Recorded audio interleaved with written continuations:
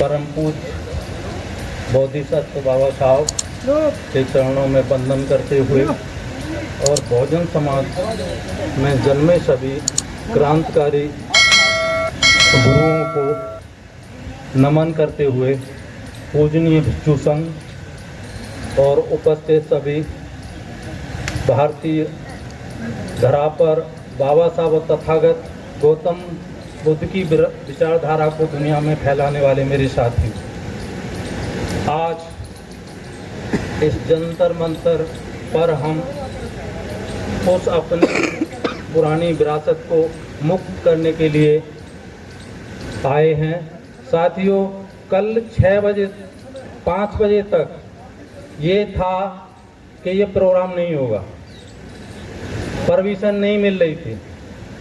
21 जून को हमने एप्लीकेशन देते हैं, 23 जून को रिजेक्ट कर दी गई।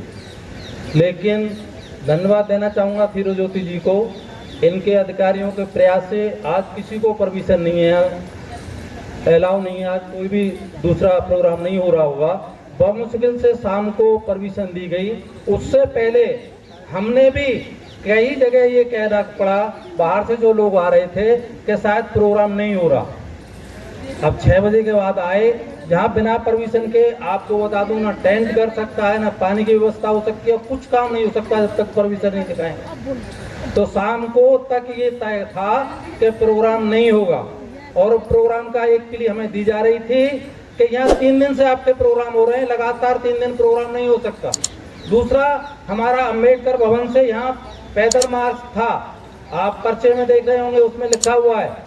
लेकिन उन्होंने कहा सुप्रीम कोर्ट का हवाला दे करके कि पैदल मार्च तो हो ही नहीं सकता, हमसे लिखित में लिया गया। फिर हमने मस्जिद ये कुछ लोग बुलाए गए ताकि आज का कम से कम ये रहे कि कुछ नाम के ही सही लेकिन प्रोग्राम हो। और ये कुछ बिच्छू हमारे आ चुके थे, हमने बताया था अम्बेडकर भवन में, सर हमारे बिच्छू आ गए हैं, तब लास्ट में जाकर के हमको परमिशन मिलती है। तो आज के जो प्रोग्राम है ये हमारे पुराने साथी रहे हैं बौद्ध रतन जी, इनके नेतृत्व में हो रहा है, इनके लिए बहुत बहुत बधाई। साथियों, ये विडंबना की बात है।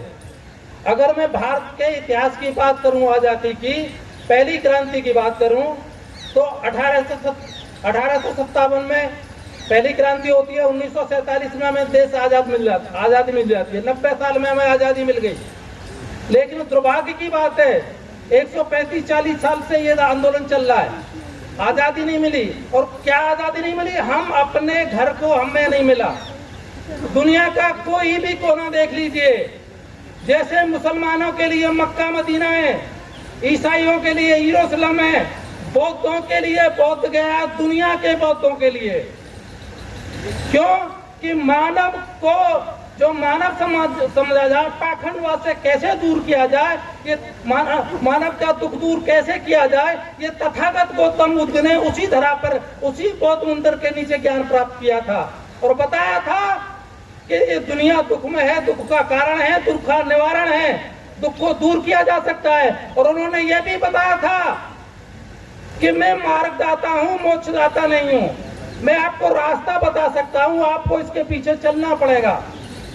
तो दुनिया के लोग तथागत की बात का अनुसरण करके आप देखिए कहां तक चले गए।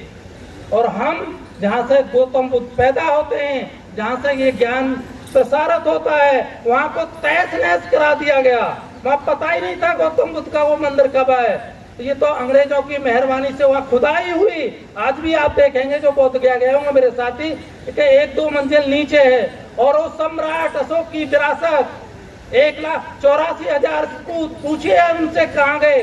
वेनसांग फायान जो चीनी यात्री हैं जो भारत में आते हैं, वो इतिहास के पन्ने में आपकी विरासत को बताते हैं कि ये अयोध्या आपकी थी, साकेत था इसका नाम, मथुरा आपकी थी, कनिष्क आपका था।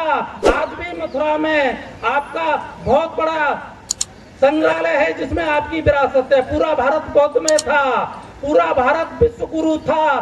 कब था? नालंदा विश्वविद्यालय था, पूरे विश्व के लोग यहाँ आते थे, पढ़ने थे, वो विश्व गुरु था। आज तो विश्व का चेला भी नहीं रहा। आज पाखंडियों का भरमा रहे हैं यहाँ, जो सत्यता की बात आप कह नहीं सकते। आप इससे ज्यादा झूठ क्या हो सकता है? जब हमारा प्रधानमंत्री बाहर जाता है, सीना चौड़ा करके कहता है मैं बुद्ध के देश से आया हूं, लेकिन भारत में आकर के एक भी बुद्ध की बात नहीं सुनता। अगर विदेशी हमारे देश में आते हैं तो योगी जी और मोदी जी उनको गौतम बुद्ध की मूर्ति देते हैं। आप देखिए, योगी जी को तो ये बताया जाता है विदेश के लोग में भारत को बहुत तरक्की कर रहा है। वहाँ तो एक भिक्षु वहाँ का मुख्यमंत्री है, आपने देखा, वो भी भगवा कपड़ा पहने हुए, यहाँ तक प्रसारित किया जाता है। और आप देख लीजिए, हमारे घर में किसी भी ईसाई के चर्च में कोई हिंदू नहीं हो सकता, किसी हिंदू के मंदिर में कोई मुसलमान नहीं हो सकता। लेकिन आप कल्पना कीजिए, पूछना चाहता हूं उनसे कि हमारे बौद्ध मंदिर में आप कैसे बैठे हैं। फिर एक क्वेश्चन आता, ये करते हैं गौतम बुद्ध 24 अवतारों में से एक अवतार है किसके? विष्णु के। चलो मान ली, आपकी बात मान सकते हैं। वैसे तो तथागत अवतारवाद में विश्वास नहीं करते। तो मेरे साथियों, मैं पूछना चाहता हूं मंच के माध्यम से, कितने मंदिरों में गौतम बुद्ध की मूर्ति लगी हुई है? कितने मंदिरों में हमारे बौद्ध भिक्षुओं को पुजारी बनाया हुआ है? अगर आप अवतार मानते हैं तो क्यों नहीं लगाते? हमारे बौद्ध भिक्षुओं को वहां क्यों नहीं बैठा ले जाते? तो ये षड्यंत्र के तहत हुआ है कि हम, बेशक विदेशों में पता चला कि संविधान लागू है, बेशक बताया गया 1947 में हम आजाद हो गए, लेकिन जब ये कानून था कि 1947 के बाद में जो कानून है वो स्वतः ही रद्द हो जाएंगे 1950 में जब आपका संविधान लागू होता है। लेकिन ये कानून क्यों नहीं रद्द हुआ? ये जानबूझ करके नहीं हुआ, क्योंकि तथागत गौतम बुद्ध का जो धर्म था वो बाबा साहब ने अडॉप्ट कर लिया था। जो दबे कुचले जो लोग थे वो बाबा साहब के साथ उस गौतम बुद्ध के धर्म के ध्वजा को लेकर के चलने लगे। साथियों, मैं बता दूं, क्योंकि वेदों का अगर आप जिक्र करते हैं तो वहां SC ST हिंदू धर्म में है ही नहीं। मैंने इतिहास पढ़ा है और पढ़ाया है, वहां केवल 4 वर्ण हैं, ब्राह्मण, क्षत्रिय, वैश्य और शूद्र, अतिशूद्र। SC ST का कॉन्सेप्ट ही नहीं है,